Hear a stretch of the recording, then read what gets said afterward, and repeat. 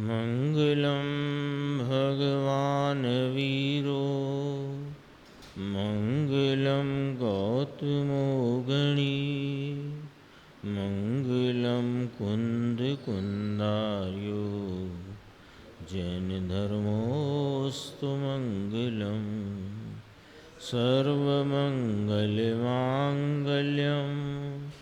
सर्वकल्याणकारकं प्रधानं सर्वधर्माणां जैनं जयतुशासनम्। मैं नमो तीर्थनायक को, नमो ओंकारवाणी को, नमो उन कुंद प्रभु को जिन्होंने ओंकार धारण की।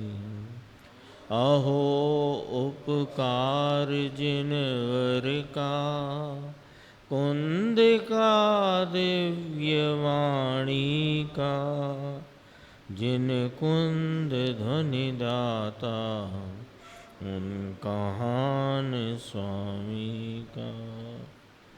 नमः समय साराय स्वानुभूत्या चकासते चित्स्वभावाय भावाय सर्वभावान्तरच्छिदे।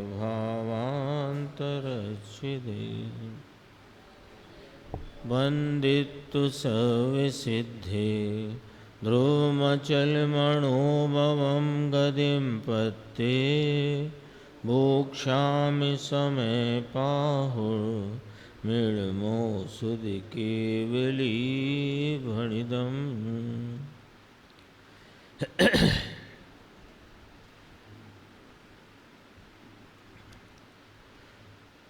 आचार्य कुंद कुंददेव द्वारा रचित महान परम ये अध्यात्म का परमागम शास्त्र समय सार जी और इसकी 50 से 55 गाथा की चर्चा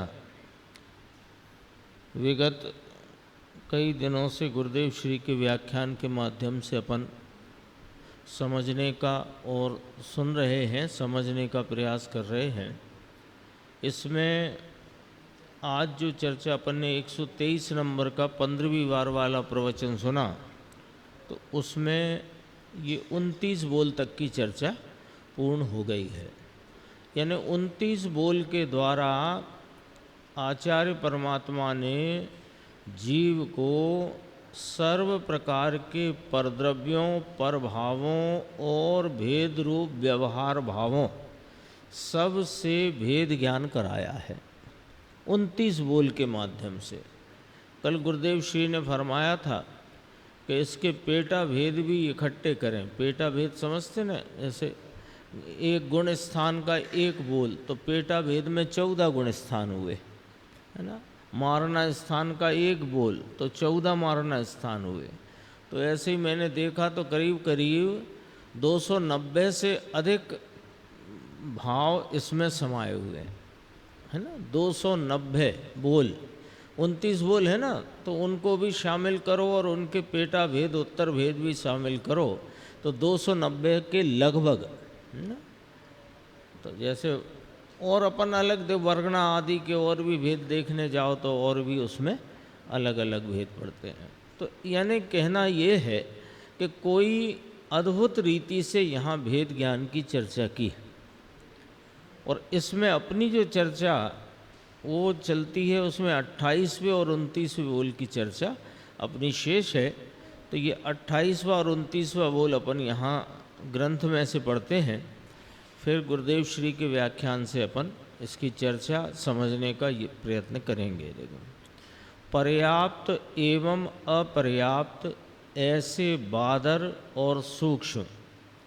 पर्याप्त और अपर्याप्त यानी जीव के संयोग में रहने वाले शरीर, उस शरीर में आहार और क्या क्या होता है, आहार संज्ञा आदि जो है ना, हाँ, आहार भाषा संज्ञा इंद्री, इनकी पूर्णता होना वो पर्याप्त और पूर्णता नहीं होना वो अपर्याप्त।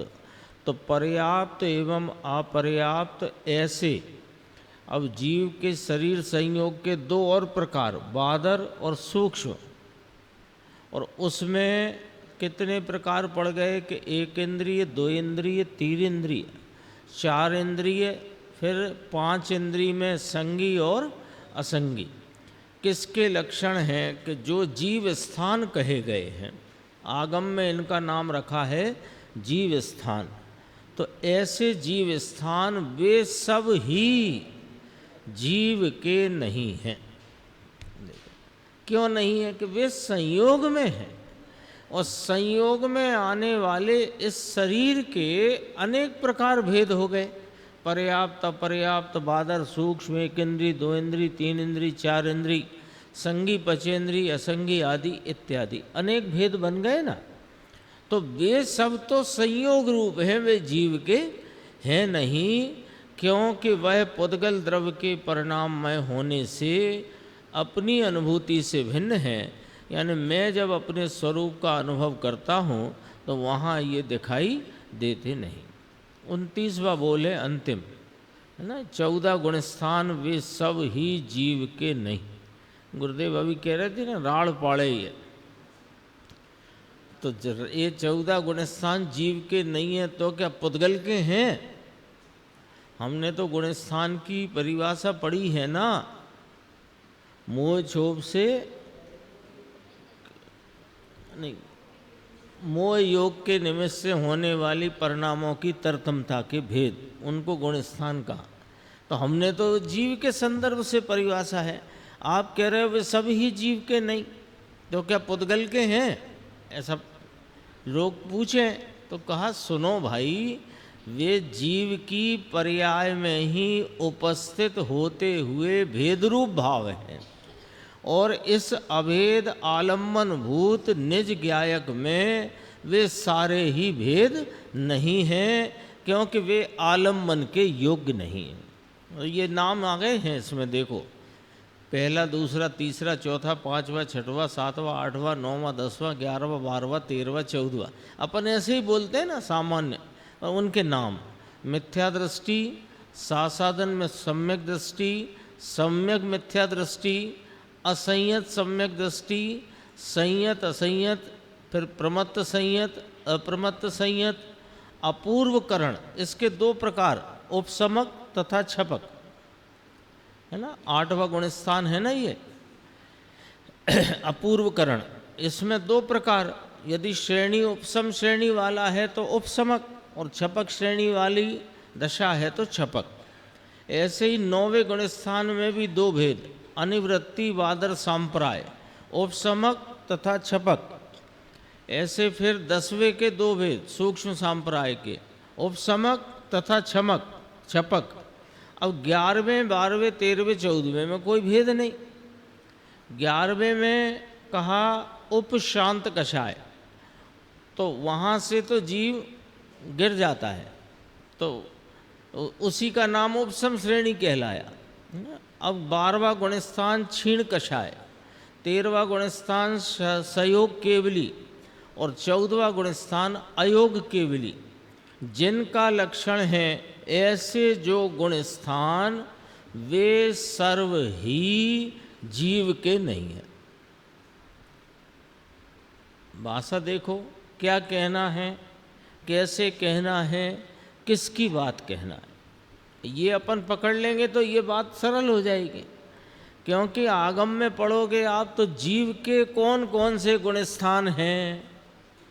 आप गुणस्थान प्रवेश का एक पुस्तक लिखी ना यशपाल जी ने, और ग्रंथों में तो और विस्तार से वर्णन है गुणस्थानों का। तो क्या कहा जाता है उन्हें? जीव के गुणस्थान, शरीर के थोड़ी कहे जाते हैं, जीव के ही तो लिखे हैं, जीव के गुणस्थान। तो जीव के गुणस्थान जीव के नहीं, ये वाला रहस्य समझ लो बस। इतना जिसकी समझ में आ गया उसको सम्यक दर्शन दूर नहीं,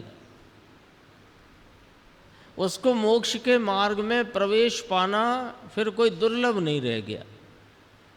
ये 29वां बोल हो गया। 27वां बोल संयम लब्धि स्थान निर्मल पर्याय रूपी भेद, ये सब जीव के नहीं। आया ना। यानी उपदेश तो कहेंगे कि हे जीव, तू राग देश का अभाव कर, परिणति में वीतरागता प्राप्त कर, निर्मलता की प्राप्ति करो, निर्मलता की वृद्धि करो, निर्मलता की पूर्णता करो। ये सब तो आप उपदेश में कहते हो। किसको कहते हो? जीव को कहते हो, शरीर को तो कहते नहीं। और शरीर की निर्मलता की भी बात नहीं कहते। आप तो जीव की परिणति में राग देश मलिनता का अभाव करो और वीतराग रूपी निर्मलता को उत्पन्न करो, उसकी बढ़वारी करो, उसकी पूर्णता करो। ऐसे ही गुणस्थान की बात है कि गुणस्थान क्या है? कि जीव के गुणस्थान। तो वे जो, अब बस यहाँ से रहस्य समझना, जो गुणस्थान रूपी भेद, जीव के गुणस्थान ऐसा करके जो आगम में कहे गए, वे वास्तव में उस आलम्बन भूत, आश्रय भूत, दृष्टि के विषय रूप, ध्यान के ध्येय रूप इस ज्ञायक तत्व में नहीं है। क्यों? कि जीव के 5 असाधारण भाव जो आगम में कहे है ना, पारिणामिक भाव, फिर औपसमिक, औदयिक, क्षायोपसमिक और क्षायिक, तो ये 4 भेदों में जाते हैं। ये सारे गुणस्थान के भेद पारिणामिक में नहीं आते, है ना। देखो, एक बहुत सरल सा उदाहरण है कि कितनी उंगलियां हैं? 5 है ना, पक्की बात है। तो ये 5 कैसे हैं? अब आपको जवाब देना है विपिन भाई, ये 5 है तो 5 कैसे है? क्यों कैसे 5 है? सुनो, ये उंगली नहीं है, और ये उंगली नहीं है, और ये उंगली नहीं है, और ये नहीं है, तो सब अलग अलग हैं तो 5 हुए ना। अलग अलग नहीं होते। इन उंगलियों के 5 अलग अलग 5 उंगलियां नहीं होती तो ये फिर 5 कैसे कहलाते, है ना। ये इस बेंच पे कितने लोग बैठे हैं? कि 3 बैठे हैं, तो 3 तो तब कहलाएंगे कि जब विपिन, राकेश जी और निर्देश जी ये तीनों अलग अलग हों, तब तो 3 कहलाएंगे। इतना लॉजिक तो सीधा है दृष्टांत में, ठीक है ना। तो जब ये सब न्यारे न्यारे हैं तब ये कहलाते हैं। अलग अलग हैं तो 3 कहलाए, नहीं तो कैसे कहलाते? तो जैसे द्रव्य पर्याय 2 कहलाए, द्रव्य पर्याय 2 कहलाए, तो 2 हैं तब 2 कहलाए, के हैं ही नहीं तो कहलाए। द्रव्य पर्याय 2 कहलाए कि नहीं कहलाए? एक वस्तु में द्रव्य पर्याय रूप 2 भाव, तो 2 कब कहलाए? कि द्रव्य पर्याय, वो द्रव्य भाव न्यारा, पर्याय भाव न्यारा, ये 2 उंगली कब कहलाई? कि ये उंगली न्यारी, ये उंगली न्यारी, तब 2 कहलाएंगी ना। सरल तो है लॉजिक एकदम। तो द्रव्य पर्याय जो कहा तो 2 कहा तो 2 हुए ना, 2 नहीं तो 2 कैसे कहे? ठीक है। अब ये जो 2 कहे, इसमें कोई एक भाव तो भेद रूप है और एक भाव अभेद रूप है। वो कैसे मालूम कर लिया आपने? कि जो भाव में अलट पलट चलती है, बदलावट चलती है, विविध रूपता चलती है, हीनादिकता चलती है, वो पर्याय भाव, तो उसको कहेंगे भेद रूप भाव। और जो एक रूप है, जिसमें कुछ अनादि अनंत अदला बदली नहीं, जो एक रूपता को छोड़ता नहीं, जो सामान्य पने को छोड़ता नहीं, जो सदृशता को छोड़ता नहीं, तो उसको क्या कहेंगे? कि अभेद। तो लो 2 भेद सामने आ गए कि नहीं आ गए? कि भेद और अभेद, भेद और अभेद 2 भेद खड़े हो गए कि नहीं यहाँ चित्त में? तो बस अभेद में भेद नहीं, बस बात हो गई। अभेद में भेद नहीं, ये बात हो गई ना, अपने आप तो हो गई। नहीं देखो साहब, वो भेद हैं तो अभेद के ही, पर हम ये कह रहे हैं कि अभेद के ही भेद हैं, पर वे भेद हैं ना। अभेद के ही भेद होने पर भी भेद हैं, अभेद कहाँ? अभेद नहीं है वो। तो ये भेद अभेद आप कहाँ से ले आए कि हम कहाँ से ले आए? द्रव्य पर्याय स्वरूप वस्तु कही कि नहीं कही? तो एक वस्तु के दो भाव कहे कि नहीं कहे?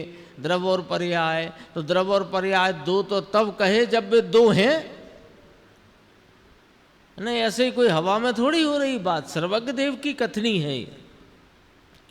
तो द्रव्य पर्याय दो भाव हुए तो पर्याय भाव कैसा और द्रव्य भाव कैसा?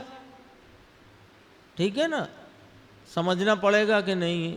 जैसे अपन कोट पहनते ना, कोट जैकेट, तो कहा इसका अंदर का भाग अलग कलर का है, बाहर का अलग कलर। अंदर अस्तर होता है तो उसका अलग अलग कलर, बाहर का अलग कलर।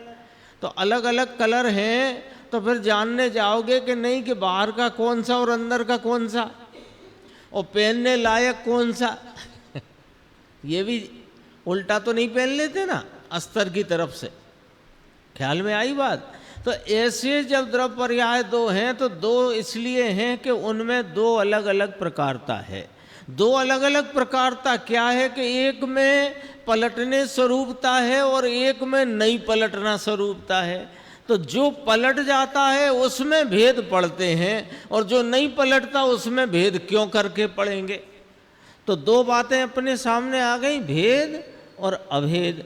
अब बात ये सामने आ गई कि भेद और अभेद, तो भेद और अभेद दो दिख रहे कि दो कहे, दो जाने, दो माने, दो दिख रहे कि नहीं दिख रहे? तो दो हैं तो भेद भेद में है, भेद अभेद में नहीं, और आश्रयभूत अभेद है, भेद नहीं। बस इतनी सी कला में सम्यक दर्शन की विधि है, इतनी सी कला में। इसके अतिरिक्त क्या है? अभी तो कलश इसका बहुत जोरदार अभी आया ही था, है ना। देखो अब अपन ये अंत में पढ़ते हैं। इस प्रकार ये समस्त ही पुद्गल द्रव्य के परिणाममय भाव हैं। सबको पुद्गल में डाल दिया। क्यों डाल दिया? कि हम जीव में नहीं डाल सकते इसको।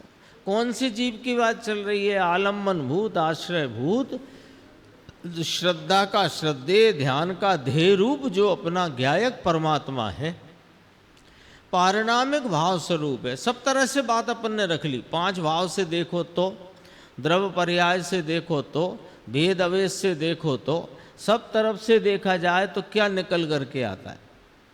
क्या निकल करके आया कि ये दो न्यारे न्यारे हैं। अब जब न्यारे हैं तो न्यारे को न्यारा जान लेना और न्यारे को न्यारा मान लेना।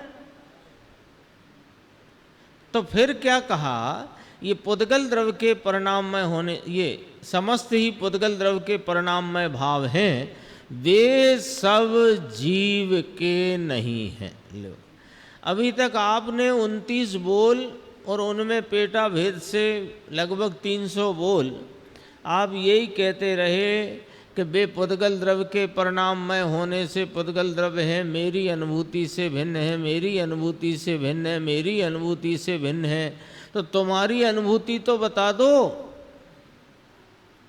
सबका मना करते आए, ये नहीं, ये नहीं, ये नहीं, ये नहीं, तो फिर कौन? कि जीव तो परमार्थ से वास्तव में यथार्थपने असलियत में चैतन्य शक्ति मात्र है, ये अस्थि है। ये हुई 50 से 55 गाथा। और थोड़ा अपन अपने वापस आते हैं गुरुदेव श्री के व्याख्यान में 435 पेज पे देखो। इसमें जो बात आई थी यहाँ से देख लेते हैं। एक लाइन है, आहार, शरीर, इंद्रिय, श्वास, भाषा, मन, इनका संयोग में इनका बंधन होना, बांधना, प्राप्त होना। तो पूर्णता से प्राप्त हो तो पर्याप्त और पूर्णता न हो तो अपर्याप्त। ठीक है ना। अब बादर और सूक्ष्म, फिर अपन आते हैं इस पे, वो भी शरीर की योग्यता होती है। अब अपन आते हैं पंचेंद्रिय, इसमें थोड़ी चर्चा समझना है। पंचेंद्रिय, 5 इंद्रियां जिनका लक्षण है, जीव स्थान है ना, 5 इंद्रियां जिनका लक्षण है। देखो 5 इंद्रियां हैं ना, ये कान, आँख, नाक, जीभ माने रसना, स्पर्श ये आत्मा में नहीं। कौन नहीं? अभी ध्यान से सुनना। ये नाक, कान, आँख, रसना, स्पर्श ये आत्मा में नहीं, ये तो ठीक है।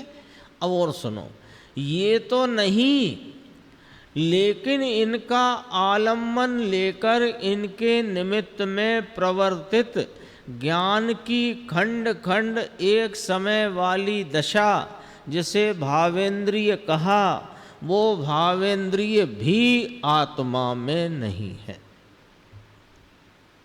ये पकड़ना है, यहाँ ये पकड़ना है।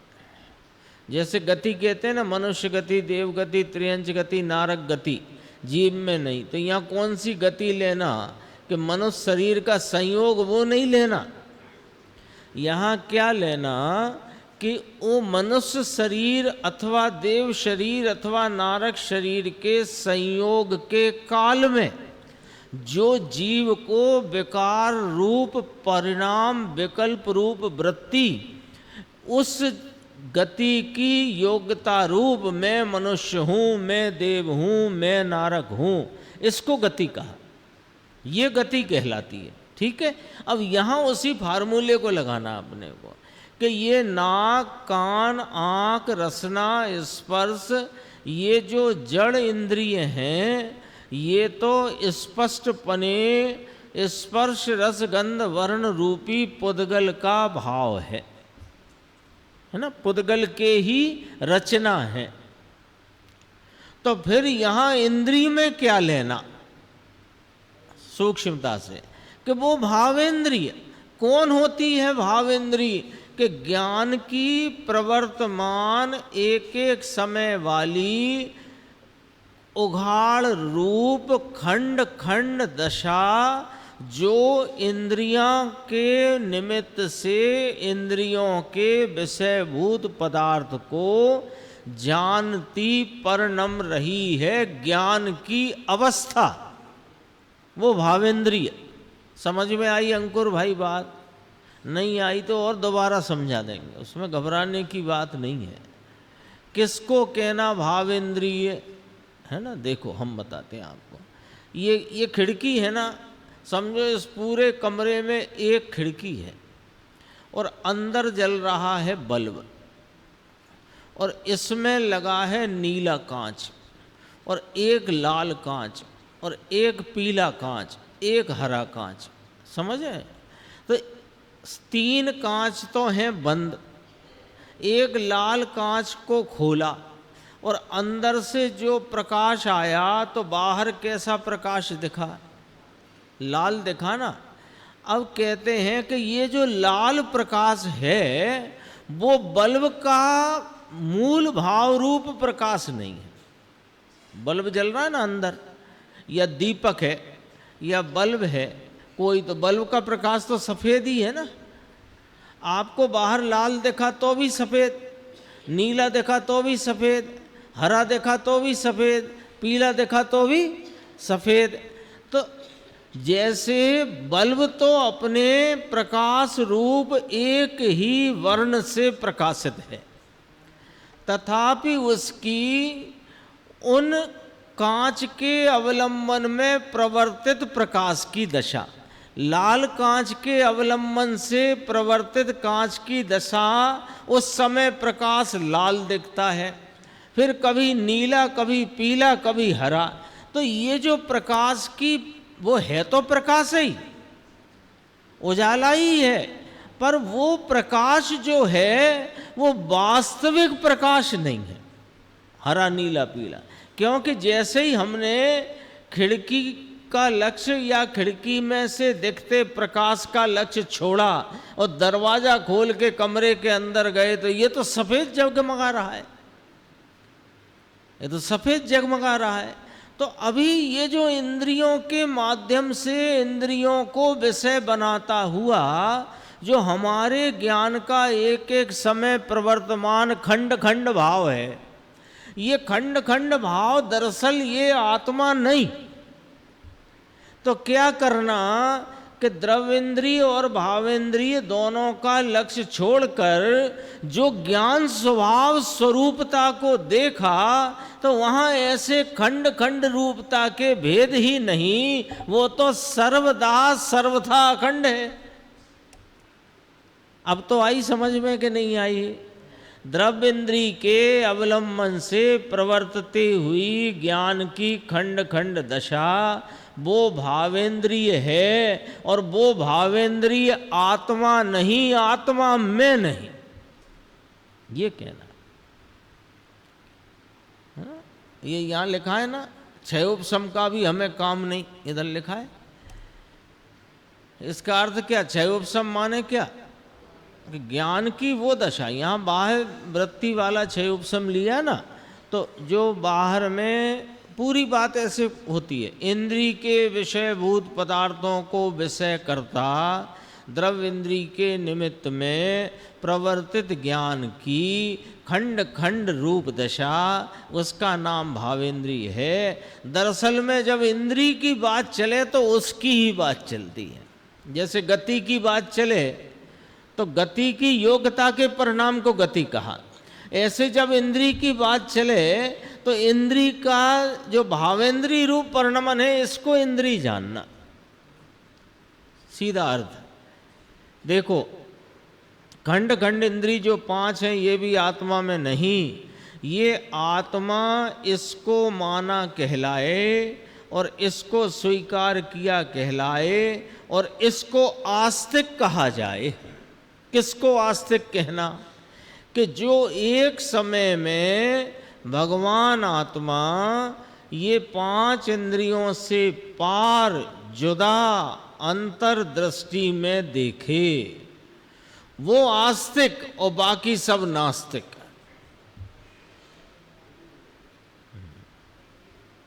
नास्तिक है, नास्तिक ही कह दिया आपने। हम तो जिनेंद्र परमात्मा के ने जब से होश संभाला है तब से हम तो जिनेंद्र परमात्मा के, अरिहंत परमात्मा, सिद्ध भगवंत, 5 परमेश्वरी के ऐसे भक्त हैं कि उनके सिवाय हमारी गर्दन कहीं झुकती नहीं, मन में कोई विनय का विकल्प किसी के लिए आता नहीं। और आप हमसे नास्तिक कह रहे हो कि तुमसे नास्तिक इसलिए कह रहे हैं कि जो अरिहंत परमात्मा सिद्ध भगवंतों ने जो स्वरूप कहा और बताया है, दिखाया है, उस स्वरूप को स्वीकार न करके ज्ञान की खंड खंड दशा में तुम मग्न हो रहे हो, तुम उसको ही अपना स्वरूप मान रहे हो, तुम नास्तिक हो। बात ऐसी कहना है, जैन नहीं अजैन है। एक समय में भगवान आत्मा 5 इंद्रियों से पार जुदा अंतर्दृष्टि में देखे तो देखो, 5 खंड खंड इंद्रिय लो, यहाँ 5 द्रव्य इंद्रिय नहीं ली। द्रव्य इंद्रिय की बात तो निमित्त में चली गई। यहाँ किसको लिया कि जिससे तुम्हें हटना है, जिसका लक्ष्य छोड़ना है, कि 5 खंड खंड इंद्रिय क्षण क्षण में जानने का जो भाव होता है ना, ये रूप, ये शब्द, ये रस, ये गंध आदि को जानता है, और जो ज्ञान का अंश है, रूप रस गंध वर्ण आदि भावों को जानता हुआ जो परिणाम है, एक एक समय को प्रवर्तता, एक एक समय में प्रवर्तमान रूप रस गंध वर्ण आदि, ठंडा गरम आदि, सुगंध दुर्गंध आदि, इन भावों को जानता हुआ जो एक एक क्षण का प्रगट ज्ञान का परिणाम अंश है, ये खंड रूप है। और ये खंड रूप भाव इस अखंडानंद आत्मा का वास्तविक स्वरूप नहीं है। कुछ कुछ बोल ऐसे हैं ना, बोल तो चले ही आए, कहाँ से चली आई बात, वर्ण से चली आई, लेकिन कुछ बोल ऐसे हैं जहाँ अपने को बहुत गंभीरता से विचार करके इस अभेद आत्मा को स्वीकार करने के लिए कैसे लक्ष्य छूटे और इसका लक्ष्य कैसे हो, वहाँ गंभीर विचारणा की जरूरत है।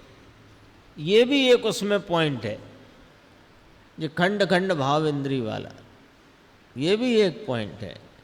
गुणस्थान आदि भेद वाला वो भी एक गंभीर बिंदु है, और संयम लब्धि स्थान वाला भी गंभीर बिंदु है, राग द्वेष मोह वाला भी गंभीर बिंदु। मतलब ये कोई ऐसी चीज नहीं है कि जैसे तर्ज बन जाती है ना, तर्ज भजन होता है ना, भजन, तो भजन में तर्ज बन जाती है, तो वो जैसे हर 2 लाइन के बाद वो ही लाइन रिपीट होती है। जैसे मुखड़ा कहते हैं, मुखड़ा और अंतरा, मुखड़ा और अंतरा, तो यहाँ तो मुखड़ा सा बन गया है, अपनी अनुभूति से भिन्न है, मेरी अनुभूति से भिन्न। ये कोई भजन नहीं है भैया, ये मेरी अनुभूति से भिन्न है।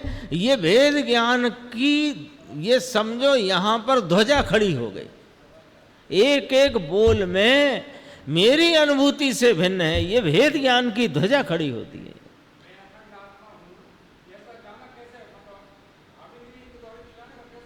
किसको है? मैं अखंड हूं, ये भावेंद्री से नहीं जानता, ये भाव श्रुत ज्ञान से जानता है। भावेंद्री न्यारा परिणमन है, न्यारा भाव है, और भाव शुद्ध ज्ञान न्यारा भाव है, भाव इंद्री से नहीं जानता। भाव इंद्री किसे कहा? जो इंद्रियों का अवलंबन लेकर प्रवर्तित, इंद्रियों के विषयों को जानने में प्रवर्तता खंड खंड ज्ञान, उसे भाव इंद्रिय कहा। और इंद्रियों और मन का अवलंबन छोड़कर जो एक एक समय प्रवर्तित मत शुद्ध ज्ञान की दशा, जो अखंडानंद आत्मा को सीधा जाने, वो भाव शुद्ध ज्ञान है, भावेंद्री नहीं। 31 गाथा में इसकी चर्चा अपन ने करी थी। हाँ, विकल्पात्मक निर्णय में शास्त्र के आधार से, मन के आधार से, विचारणा के द्वारा निर्णय तो करे कि मैं अखंडानंद हूं, ये भावेंद्रीय खंड खंड है, ये देव गुरु शास्त्र आदि इंद्रिय के विषय हैं, और मैं अतीन्द्रिय महापदार्थ हूं, ये निर्णय तो करेगा। लेकिन जब जानने जाएगा इस अखंडानंद को, तो इंद्रिय और मन का अवलंबन छूटता है, छोड़ता है। और वो जब छूट जाता है तो वो मत शुद्ध ज्ञान की सीधा परिणमन अपने ज्ञायक भाव को विषय करता हुआ जो उपयोग का एक समय का परिणमन है, उसमें यह आत्मा साक्षात अनुभव संचेतन वेदन में आता है। वहाँ श्रद्धा इसे आपरूप अंगीकार करती है। चूँकि उस समय यह ध्यान रूप प्रवर्तता है, तो वहाँ चारित्र का भी जन्म होता है। सम्यक दर्शन, सम्यक ज्ञान, सम्यक चारित्र एक साथ प्रकट होते हैं। उसकी विधि क्या कि एक लाइन में विधि बताओ तो कहा सर्व निमित्तों का, रागादि भावों का, गुण पर्याय आदि भेदों का लक्ष्य छोड़कर जो उपयोग अंतर में सीधा स्वरूप का आलम्बन ले, वो विधि है। बस एक लाइन में। तो गुरुदेव के ये आती है ना 3 बोलों की बात, है ना, आपको हर दूसरे दिन तीसरे दिन कहो रोज ये सुनने मिलेगी। निमित्त का, राग का और पर्याय आदि भेद का लक्ष्य छोड़। आज ही सुनाएंगे, देखो कहीं ना कहीं पढ़ा है तो आएगा।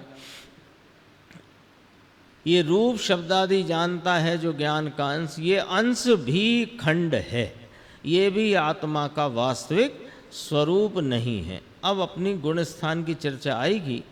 देखो ये थोड़ी सी बात यहाँ आई है कि जीव के भेद प्रकार अभेद वस्तु में नहीं, यानी मुमुक्षु ने, श्रोता ने ये सब बात सुनकर अपनी तरफ से ये प्रस्तुत किया कि देखो साहब हमें तो ये वाली बात समझ में आई है कि जीव के भेद प्रकार। तो भेद कहाँ पढ़ेंगे? अभी अपन शुरू में ही चर्चा कर चुके हैं। जो विलंब से आए हों उनसे हम क्षमा मांग लेते हैं। देखो शुरू शुरू में क्या बात आ गई थी, द्रव्य पर्याय दो है ना, तो द्रव्य पर्याय में भेद और प्रकारता कहाँ पड़ेगी, द्रव्य में कि पर्याय में? तो पर्याय में जितनी प्रकारता पड़ती है उन प्रकारों में तुम जीव को ढूंढते हो, मानते हो, जानते हो। इसको सर्वज्ञ भगवान मिथ्या दृष्टि कहते हैं। और जो इन प्रकारों और भेदों से रहित एक अभेद तत्व है, उसको जो जीव जानता, मानता, अनुभवता है, उसे सर्वज्ञ भगवान सम्यक दृष्टि कहते हैं। वे कहते हैं कि तुम हमारी जात में आ गए। जिसने अभेद ज्ञायक तत्व को लक्ष्य में लिया, तो अरिहंत परमात्मा, सिद्ध भगवंत और आचार्य उपाध्याय साधु, वे कहते हैं आओ आओ हमारी जात में आ गए तुम अभी तक अपनी जात को भूलकर कजात में भटकते थे।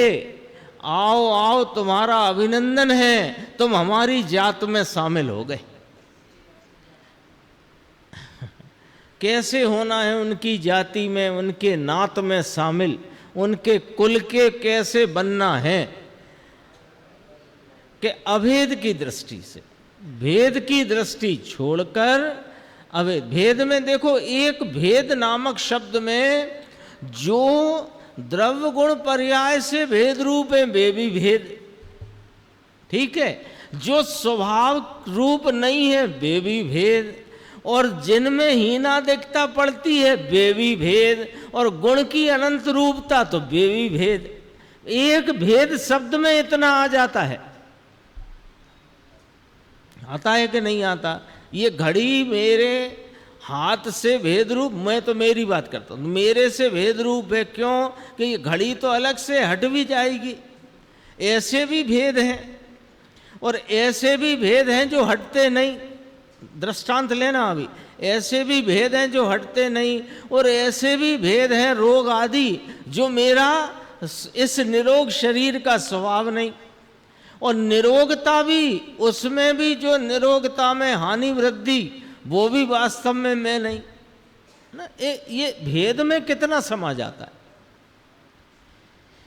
है। देखो, भेद जीव के प्रकारों की दृष्टि रहे वहां तक इसकी दृष्टि मिथ्यात्व है, असत्य का स्वीकार करने वाला है, दुख दृष्टि है, और गहरे दुख में जाने के लिए पोषण कर रहा है। कहाँ है गहरा दुख? नरक में कि निगोद में? नरक में यद्यपि संयोग अपेक्षा दुख दिखाई देता है अधिक, लेकिन वहां सम्यक दर्शन के चांस है, वहां मोक्ष मार्ग प्रकट करने का अवसर है। लेकिन निगोद तो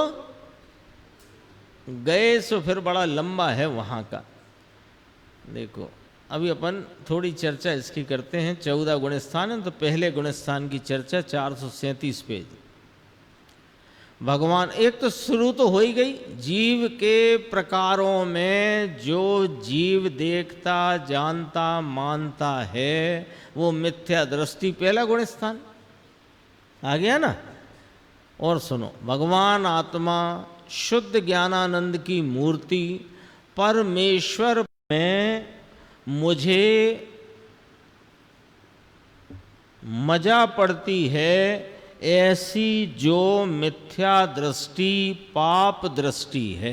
ये प्रथम गुण स्थान रूपी पर्याय में पड़ता भेद, ये मुझ चैतन्य आत्मा में नहीं, ये पुद्गल द्रव्य के परिणाममय होने से पुद्गल द्रव्य है, मेरी अनुभूति से भिन्न। हर बोल में ये बात लगेगी। कितनी बात आ गई इसमें, मैं पुण्य वाला हूँ, मैं राग वाला हूँ, मैं पुण्य से सुखी हूँ, साधन से सुखी हूँ। भैया पुण्य क्षीण हो जाएगा, सब साधन चले जाएंगे, ध्यान रखो, है ना। आपको पता नहीं है ये पुण्य भी संक्रमित होकर पाप रूप हो जाता है, तो ध्यान रखो। यदि पुण्य क्षीण हो गया तो यहाँ दशा तुम्हारी बहुत खराब हो जाएगी। तो पुण्य कमाओ, पाप में मत पड़ो। अब इसमें बताओ आपने आत्मा की बात कहाँ रखी?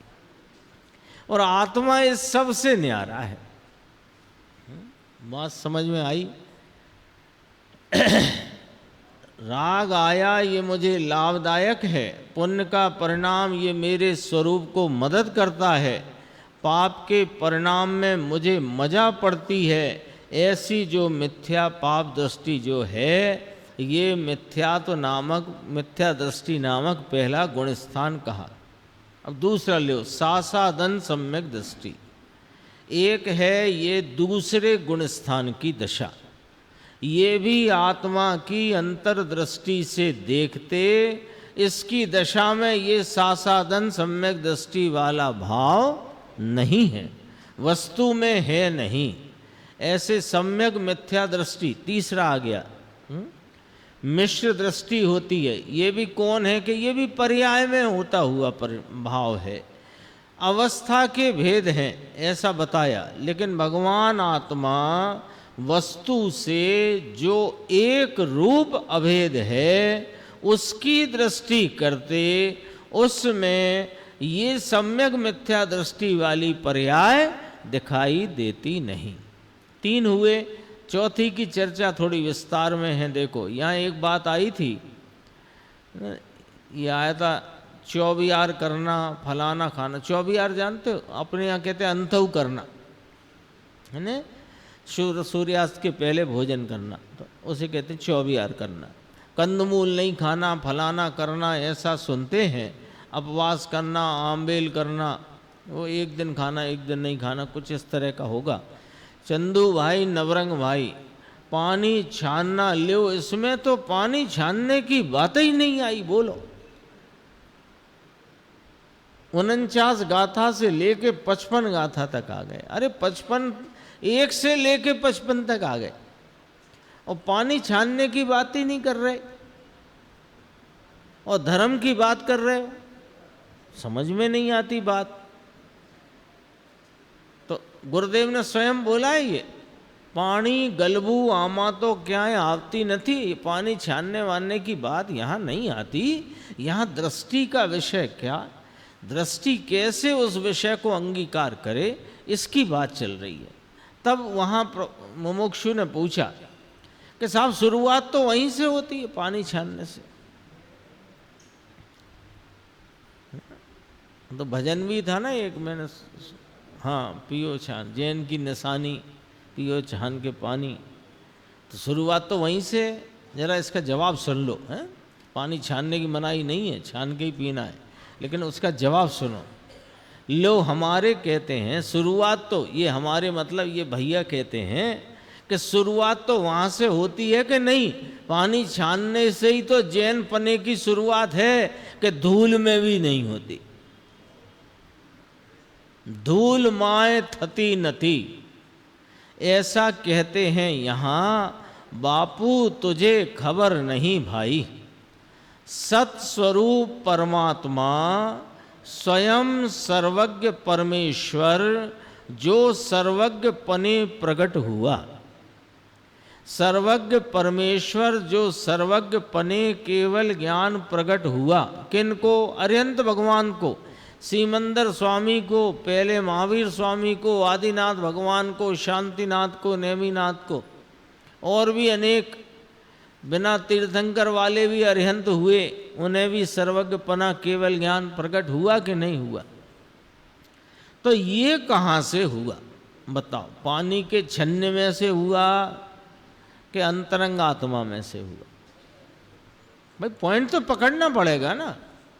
इसमें कोई ये बात नहीं है कि पानी छानने का निषेध हो रहा हो या छानने की मनाही चल रही है, ऐसा नहीं है। पानी छानने से केवल ज्ञान नहीं होता, ये समझना है। पानी छानने से केवल ज्ञान का बीज रूप सम्यक ज्ञान नहीं होता, ये समझना है। पानी छानने से कोई जैन नहीं होता, ये समझना है। बात आई समझ में?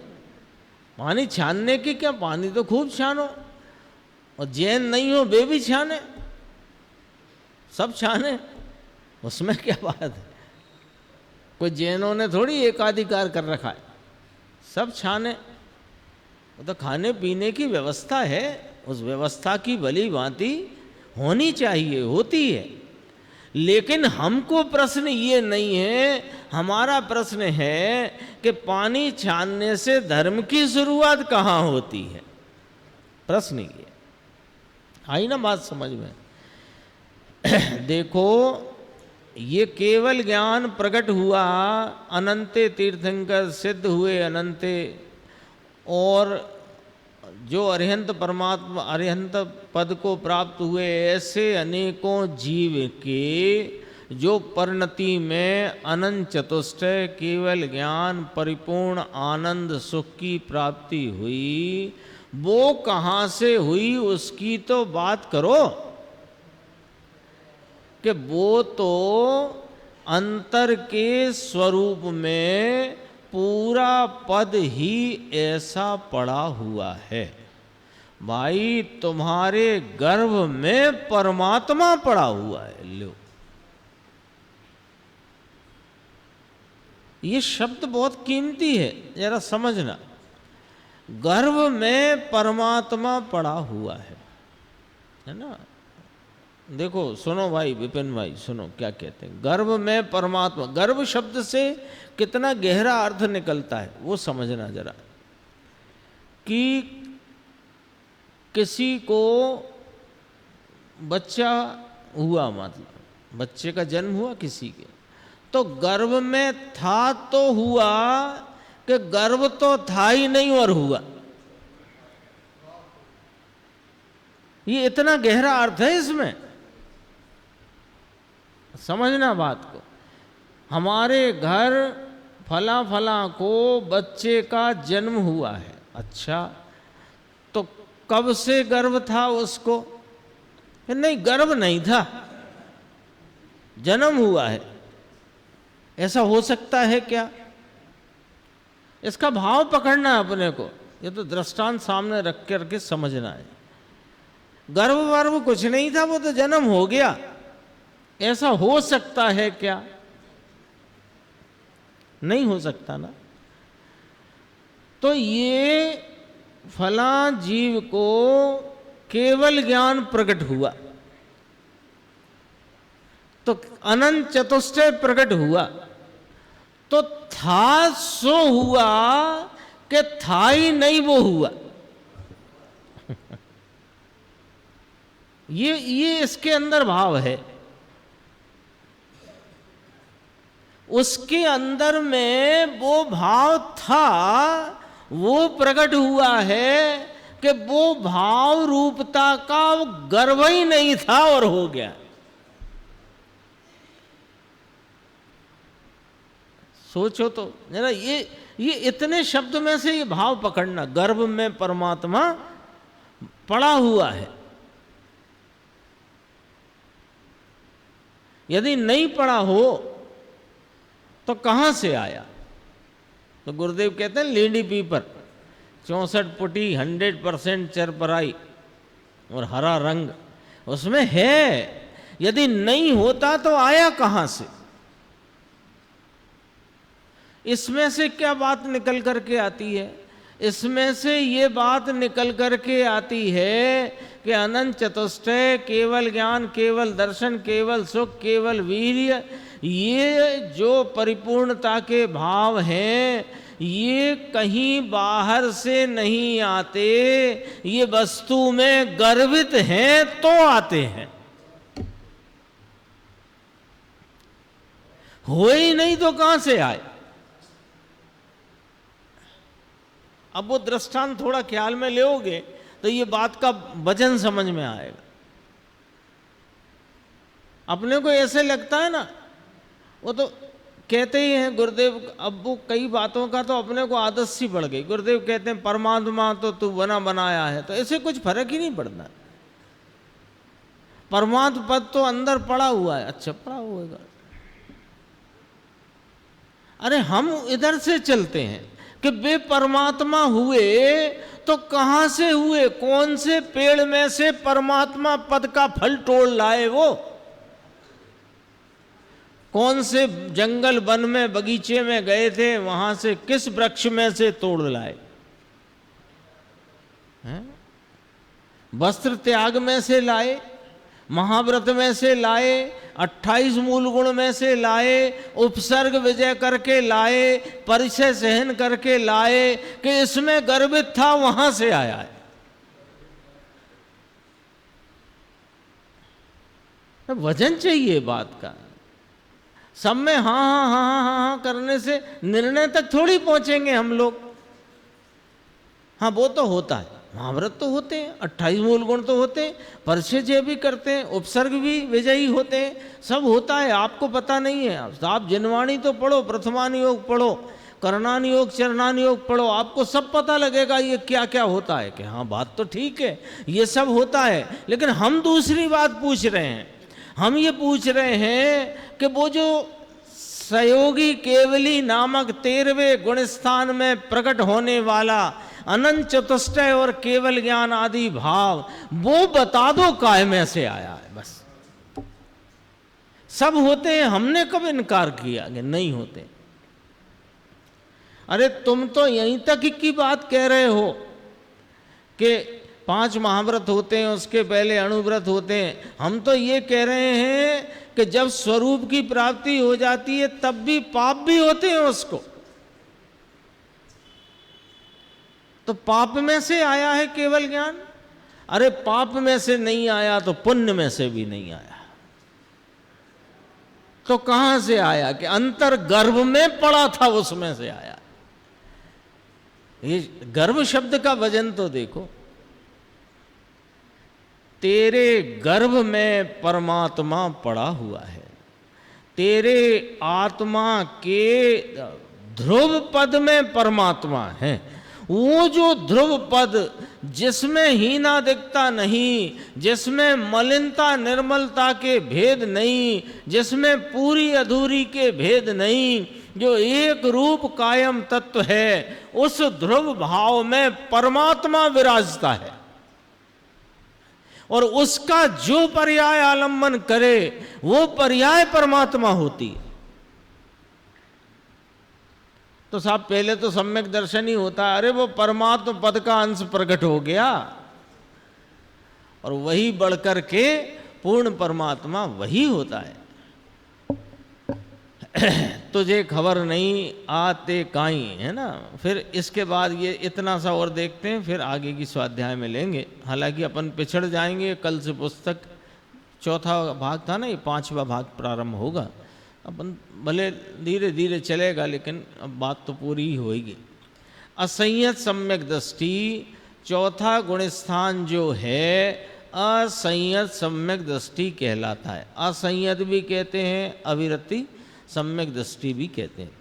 आत्मा का भान हुआ, शुद्ध चैतन्य हूँ, निर्मल यह हूँ, ऐसा भान प्रतीति हुई। लेकिन ये प्रतीति की पर्याय ये क्या चीज है कि ये तो प्रकट अंश है। तो प्रकट अंश है तो ये आत्मा नहीं। समझ में आई बात? ये वो नहीं जिसका आलम्बन लिया जाता है। कौन? वो सम्यक दर्शन की पवित्र पर्याय। देखो जो उपदेश में पहला उपदेश ये दंसण मूलो धम्मो, सम्यक दर्शनी धर्म का मूल है। सम्यक दर्शन प्रकट करो, प्रकट तो करो, लेकिन आलम्बन उसका नहीं लिया जाता।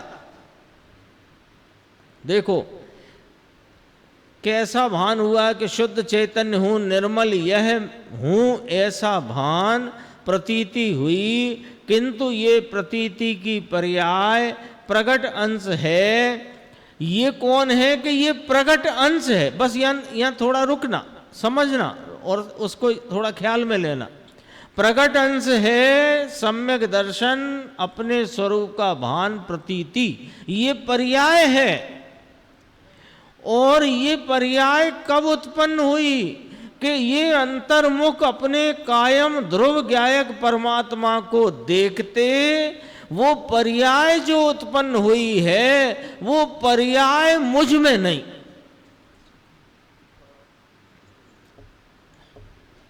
बात आ रही है कि नहीं आ रही है समझ में, है ना? देखो, आ रही है तो बहुत अच्छी बात है, नहीं आ रही तो मैं दोबारा नहीं समझाऊंगा, आपको ही समझना है।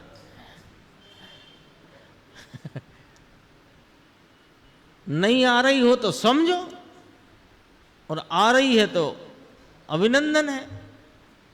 ये जो अंतर्मुख देखते जो पर्याय प्रकट हुई है, ये पर्याय मुझ में नहीं है, ऐसा जिसको विश्वास भरोसा है उसको ये चैतन्य परमात्मा दृष्टि में आता है।